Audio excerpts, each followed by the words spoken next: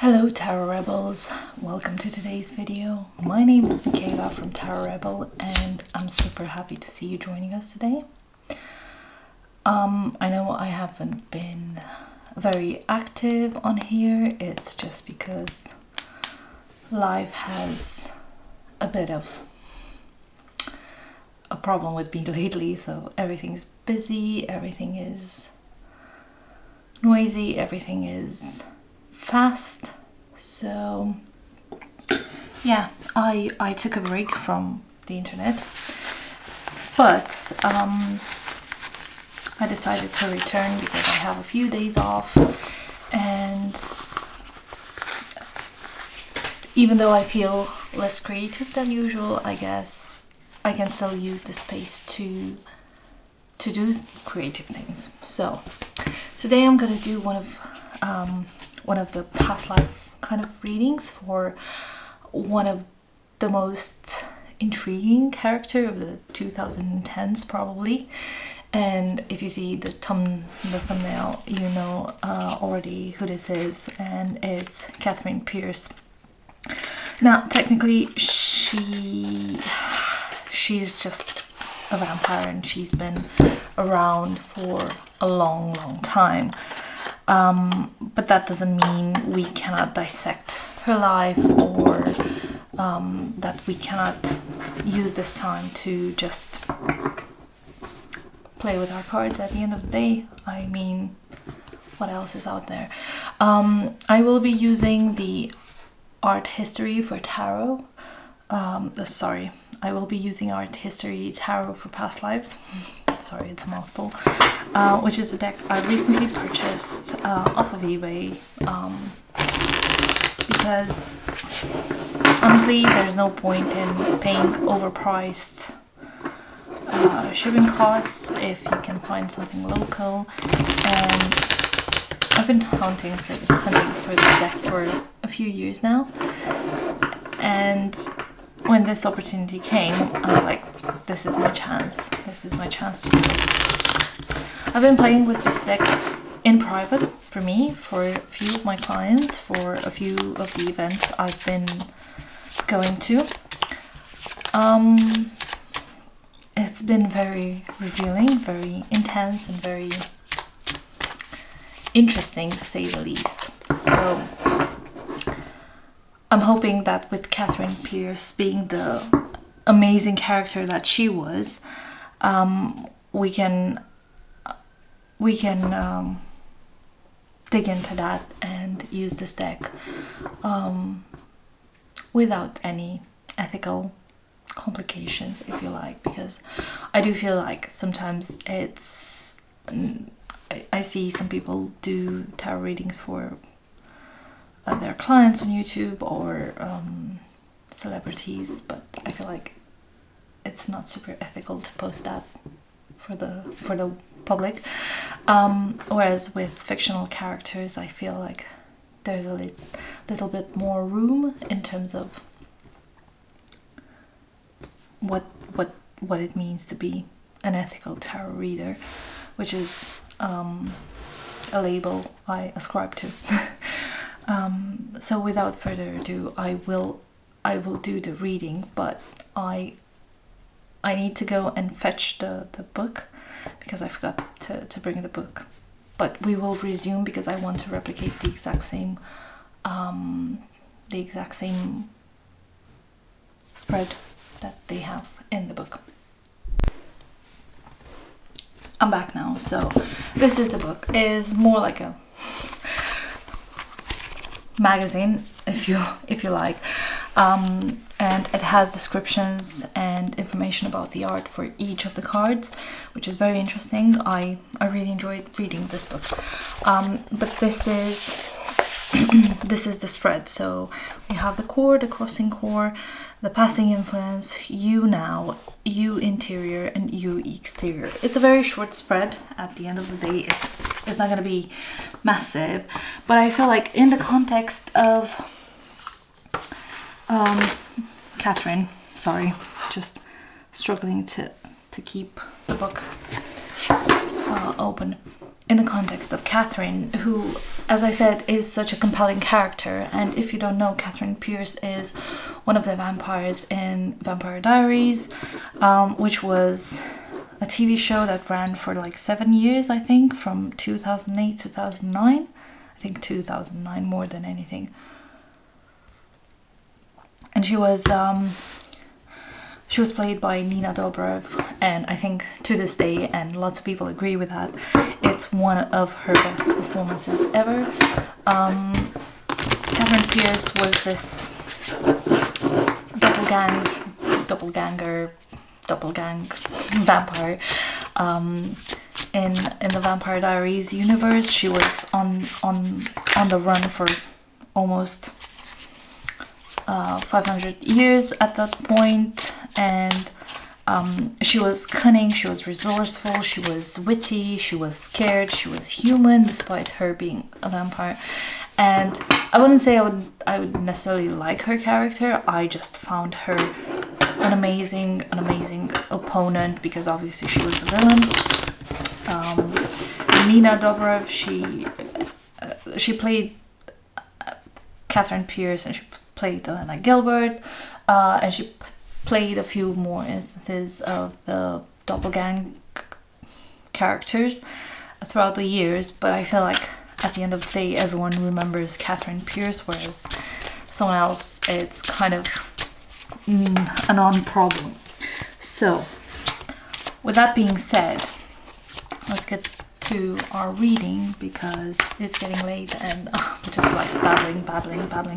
I love this deck. As I said, I have used it quite a few bit in the last month since I got it, and it's exactly what it's meant to do. It does exactly what it's meant to do. So let's see. Oh wow, at the core of Katherine Pierce we have the plague, which is corresponding to the tower in this deck.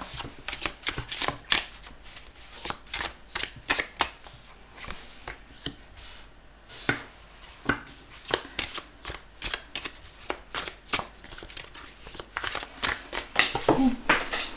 Sorry, just dropped my card.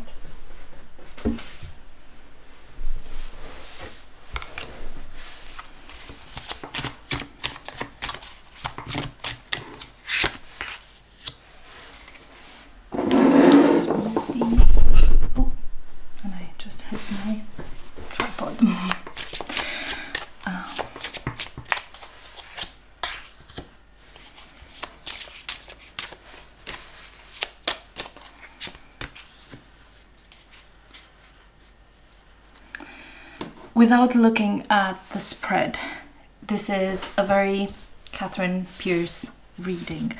So we have her core as the tower. Her life was always being on the run, being destroyed by others, being destroyed by fate, by fate, if you want, and with little to no control over what happens, over where life takes her, over if she's alive or dead, or a vampire, protected or in love or anything. She was this, like, despite her efforts, Katherine was and is a pawn in the grand scheme of things.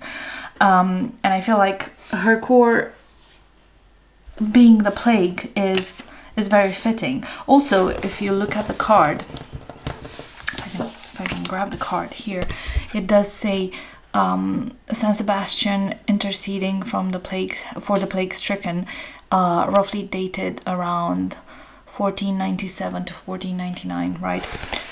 This is roughly around the time when Katherine was born in Bulgaria, and her story was that she got pregnant, she gave birth to a baby girl, and then her parents gave away the baby girl, and her parents were massacred in a vampire attack. So from the very beginning, she never had control over her life.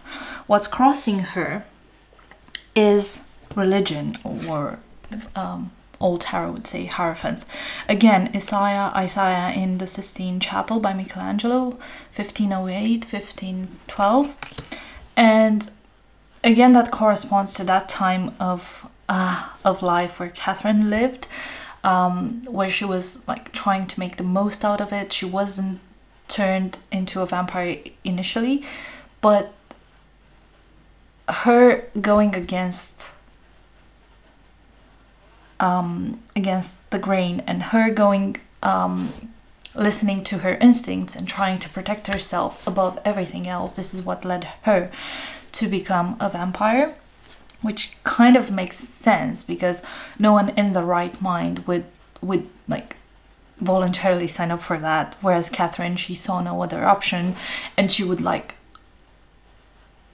literally leave a trail of bodies behind her just so that she can survive. The fact that she's not very spiritual, in theory, I think it just further supports my theory. Sorry for saying theory twice. I think it further supports my theory that she was always thinking outside the box. She was never the one to respect the rules. She had no respect actually for anyone's life except for hers. And her core being this overwhelming sensation that she cannot control everything, and therefore she will go against any rules and she will play the game the way she wants to, kind of makes sense in this situation. Catherine was a very tormented character at the end of the day, and as I said, I can understand the justification. I just don't like her as a character, and sometimes we just have to make our peace with the fact that people are complex, and definitely Katherine Pierce was one of the most complex characters in recent television. So the passing influences, we have the Justice card. Again, justice for Catherine because she never got any. Everything got precipitated by the fact that her daughter got torn. She and her daughter, she was a teenage mom giving birth outside of wedlock. Her parents were unhappy with that shame that she brought to their name, so therefore they made that decision to take her daughter away. But at the end of the day, she was just a spectator of the grand decisions that life brings, and sometimes you cannot help but witness them, and I guess all her life Catherine wanted to be one step ahead of the game because she never felt like she had any say in it, and she always felt like she was discarded by everyone. And she loved the Salvatore brothers, both Damon and Stefan. Obviously she had more affection for Stefan. Neither of them loved them. Instead they decided to fall in love with a woman that looks exactly like her, but it's the opposite of her. So it's like two sides of the same coin. They look identical, but they couldn't be any different. And her life was always like that. She was always on the run. She was always like plotting and scheming to make sure that she survives, and that was her end goal, survival. In terms of how she was on the inside, we got the Sister, which is the equivalent of the Page of Pentacles. I'm not sure if you can see this. I hope my camera manages to focus. It's funny because Catherine is part of a long line of doppelgangers. I completely forgot the word, I'm sorry. But she is part of a long line of mystical creatures that were born from the first witch, if I remember correctly, or the most powerful witch. One of them. It's been a long time since I've watched the series. I want to pick it up again, but yeah, who knows when I have this time. And I feel like despite this sisterhood, she never feels connected to anything. She never manages to make that connection to bridge the gaps between her and others. And it feels like she's resisting basically joining forces with someone who can help her, someone who can protect her, and someone who can be by her side when things get rough. I cannot imagine, like, I remember the scene when Catherine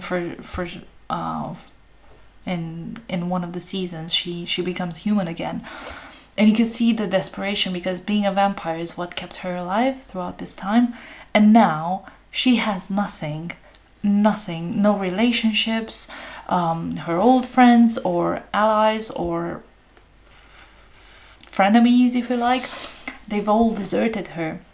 And it's only through the grace of Stefan and Damon and everyone else that she manages to survive again. But she has nothing. Deep down inside, she's just one poor soul that never had support in her life. And maybe that's what she's looking for. Maybe this is why she's so traumatized and so intensely aggressive against everyone, because she's never had anyone show her anything but anger, pity, disappointment even, and she's never felt unconditional love. She's probably felt it, although it was more like infatuation for Damon and Stefan, but for herself, I don't think anyone loved her unconditionally. How others see you. We have this Nine of Swords corresponding to the Dreams card. She's a nightmare. She manages to foil everyone else's plan. She's one step ahead. She's a cunning strategist. I will admit that, and I will acknowledge that until the day I die, probably. Despite her flaws, Catherine is a very, very smart woman, and she has the strength, the tools, the willingness to keep herself alive in conditions and situations where other people would think twice if they should, I don't know, sacrifice others. And that's all I'm gonna say. And I'm gonna say, take a sip of my tea. It is a very cold day today, but I'm not complaining. Last card is You Now. And Catherine has this soldier, this Knight of Swords. The Young Officer by Octavius Oakley, 1842, which is very close to the Civil War in America, where basically her love story with Damon and Stefan started. What was that, 1860 something, 5, 3? I can't remember exactly, somewhere around that time. Anyway, as I said, she was always a pawn in someone else's game, and she always had to fight. She always had to find connections. She always had to bring herself to, I don't know, find the best allies. No one was her friend. She was just in this fight, and she didn't ask for it. So I can totally have a lot of empathy for her, for always being on the run, always having to defend herself, always being discarded by everyone. Yeah. Overall, just knowing the character, I feel like this is a very interesting and fitting to her story. I plan to rewatch The Vampire Diaries, probably Gilmore Girls, but who has time? And autumn is almost here. I'm already wearing a jumper, as you can see. And having tea. It's a rainy day and cold and everything. And all I want to do is just sleep and drink tea. If you enjoy this reading, or if you enjoy this series, if you have any ideas of other characters that I should do tarot readings for, as I said, I don't like fictional characters. They're easier to read for. We know the stories, and it's not a big deal if it doesn't go well. Whereas people, I feel a bit reluctant to post readings for people in public. But if you have any ideas of characters that would you'd want to know more, or if you want to know if the situation described in their story is the right one, definitely leave me a message, leave a comment, like, subscribe, share. You know the drill. I'm not gonna pester you with that. I hope you enjoyed this. Let me know if you're a fan of Vampire Diaries, or Katherine, or Elena, or Damon, Stefan, whomever. Thank you so much for watching, and I hope to see you in another video. Bye!